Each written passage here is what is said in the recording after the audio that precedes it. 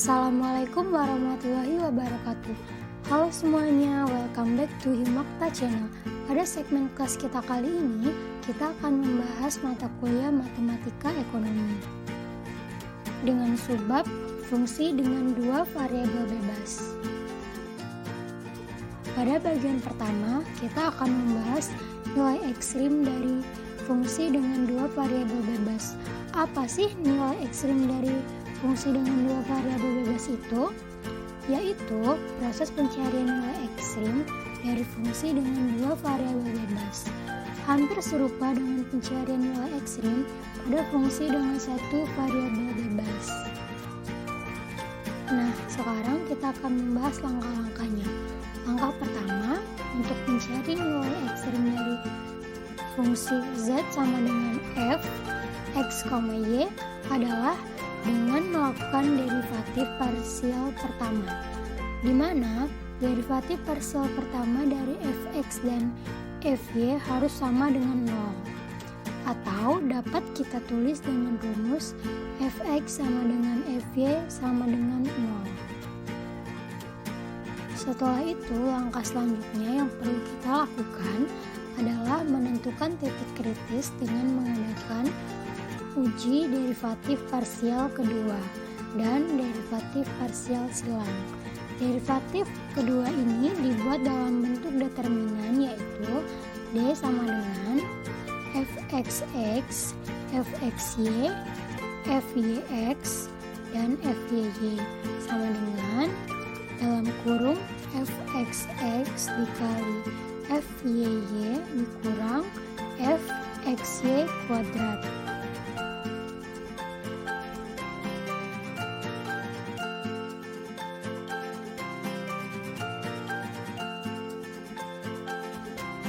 Setelah mendapatkan nilai determinannya, kita dapat menentukan apakah jenis titik ekstrim tersebut dengan merujuk pada syarat yang pertama, titik maksimum relatif jika D lebih besar dari 0 dan fxx lebih kecil dari 0, fyy lebih kecil dari 0.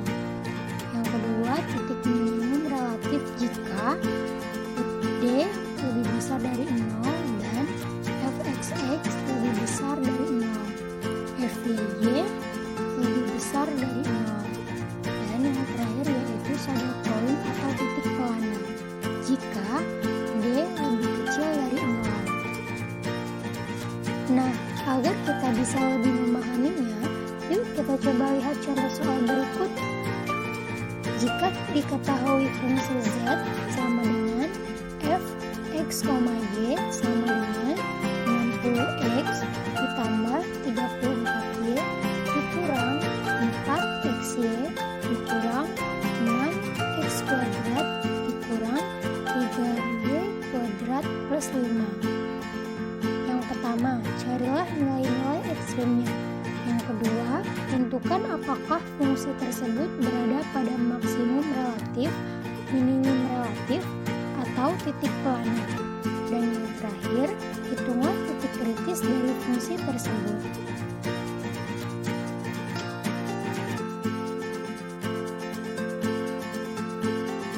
Untuk mencari nilai ekstrim, langkah pertama yang perlu kita lakukan adalah mencari nilai turunan dari masing-masing variabel bebas, kemudian kita sama bandingkan dengan 0. Jadi, untuk variabel x, kita membuat turunan menjadi fx sama dengan 60x diturunkan menjadi 60, min 4xy menjadi min 4y, min 6x kuadrat menjadi min 12x.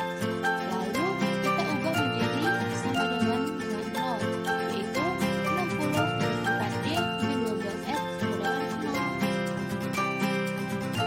Begitu pula untuk variabel y, kita membuat turunan menjadi fy sama dengan 34y menjadi 34, min 4xy menjadi min 4x, min 3y kuadrat menjadi min 6y.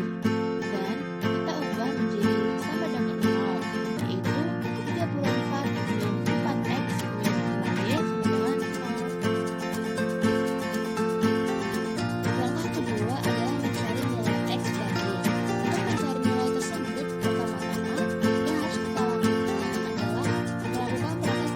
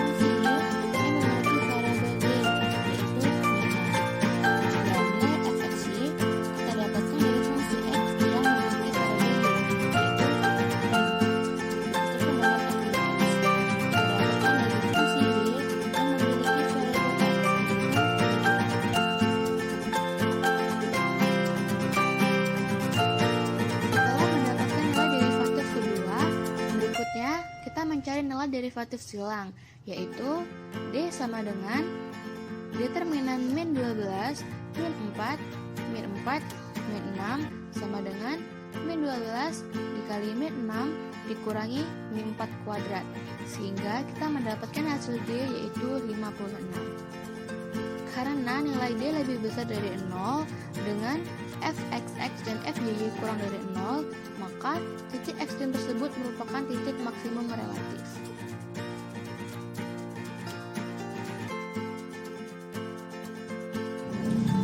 Untuk mencari nilai maksimum maka harus kita lakukan adalah mensubstitusikan nilai x dan y ke dalam fungsi z, sehingga kita akan mendapatkan nilai z maksimum sebesar 176.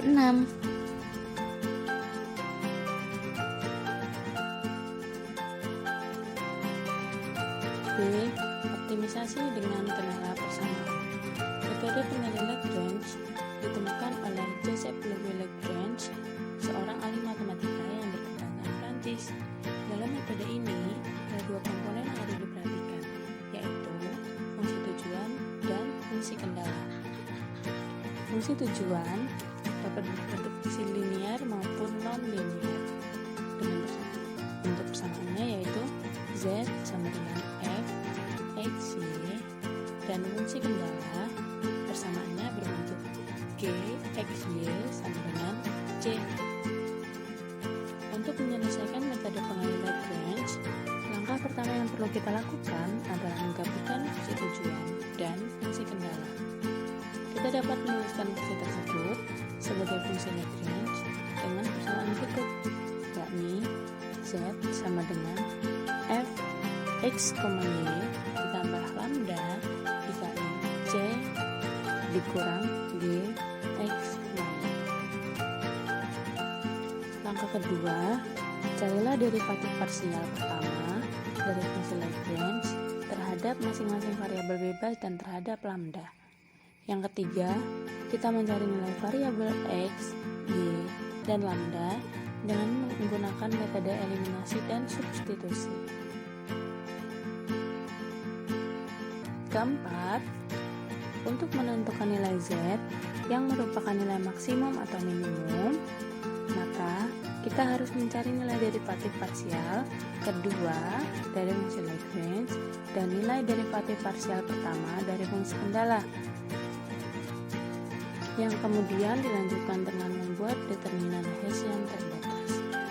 Jika determinan Hessian lebih dari 0, maka fungsi z memiliki nilai maksimum relatif. Dan jika determinan Hessian kurang dari 0, maka fungsi z memiliki nilai minimum relatif. Dan yang terakhir, untuk menentukan nilai z, kita harus mensubstitusikan nilai x, y, dan lambda ke dalam fungsi Lagrangian. Agar kita bisa lebih memahaminya, yuk coba lihat contoh selanjutnya ya.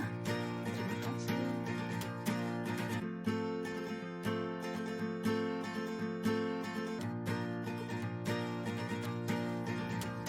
Carilah nilai maksimum atau nilai minimum dari fungsi z sama dengan 12xy min x kuadrat min 3y kuadrat dengan kendala x plus y sama dengan 16. Langkah pertama yang perlu kita lakukan adalah membuat fungsi Lagrange, yaitu z sama dengan 12xy min x kuadrat min 3y kuadrat plus lambda dikali 16 min x min y. Langkah kedua adalah mencari nilai derivatif parsial pertama dari fungsi tersebut terhadap masing-masing variabel bebas dan terhadap lambda. Kemudian kita sama dengankan dengan 0. Jadi zx sama dengan 12y min 2x min lambda sama dengan 0. Zy sama dengan 12x min 6y min lambda sama dengan 0. Dan z lambda sama dengan 16 min x min y sama dengan 0.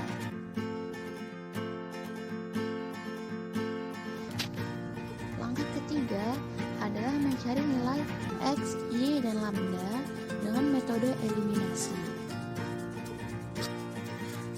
Pertama-tama, kita melakukan eliminasi terhadap persamaan ZX dan ZY, sehingga kita mendapatkan persamaan baru, yaitu min 14X plus 8Y sama dengan 0. Kemudian, persamaan baru tersebut kita eliminasi kembali dengan persamaan Z lambda, sehingga kita mendapatkan nilai Y, yaitu 7. Kemudian, kita substitusikan nilai Y tersebut ke dalam persamaan lambda, sehingga kita dapatkan nilai X, yaitu 9.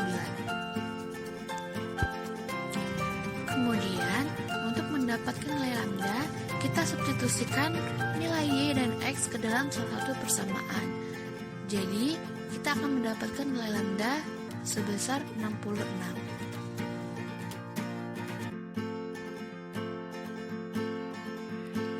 Langkah berikutnya adalah menentukan apakah nilai Z ini merupakan nilai maksimum atau minimum dengan cara mencari nilai derivatif parsial kedua dari fungsi Lagrange dan nilai derivatif parsial pertama dari fungsi kendala. Jadi, kita akan mendapatkan nilai ZXX, yaitu min 2, ZYY min 6, ZXY sama dengan 12, ZYX 12, GX 1, dan GY 1. Kemudian, kita masukkan nilai turunan-turunan tersebut ke dalam determinan H dengan pola seperti ada di layar. Jadi, kita membuat determinan H dengan nilai isi 0, 1, 1, 1, min 2, 12, 1, 12, dan min 6. Yang kemudian kita kalikan silang, sehingga kita mendapatkan hasil determinan H, yaitu 30.